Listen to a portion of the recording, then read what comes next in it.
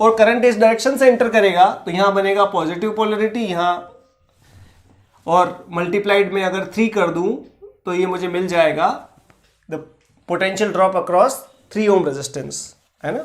बहुत ज़्यादा सॉल्व करने के बहुत सारे तरीके, हम सुपरपोजिशन भी लगा सकते हैं, नहीं भी लगाएंगे तो भी चलेगा।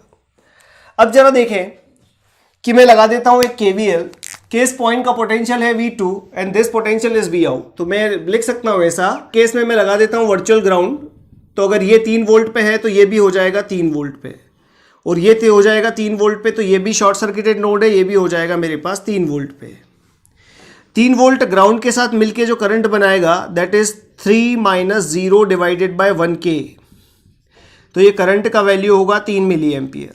अब ये 3 मिली एम्पियर ना तो इस नोड में गया है, क्या होगा, गिरेगा। कितने से गिरेगा, 0 से -Vin गिरेगा, तो आउटपुट विल बी -Vin।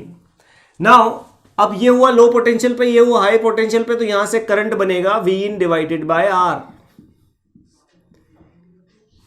एक करंट आ रहा था मेरे पास Vin डिवाइडेड बाय 10K, एक करंट आ रहा था Vin divided by R, so I can say the current here is Vin divided by R। हम जानते हैं कि करंट इतना जाएगा कि अगर दो रेजिस्टेंस है R1 एंड R2, तो R1 का करंट होगा R2 divided by R1 plus R2, तो I can write, let's say this current is I1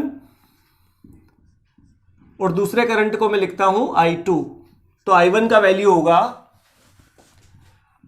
value होगा रेजिस्टेंस ऑफ अपोजिट ब्रांच, कितना दिया हुआ है, 250 इंटू 1 - डेल्टा प्लस।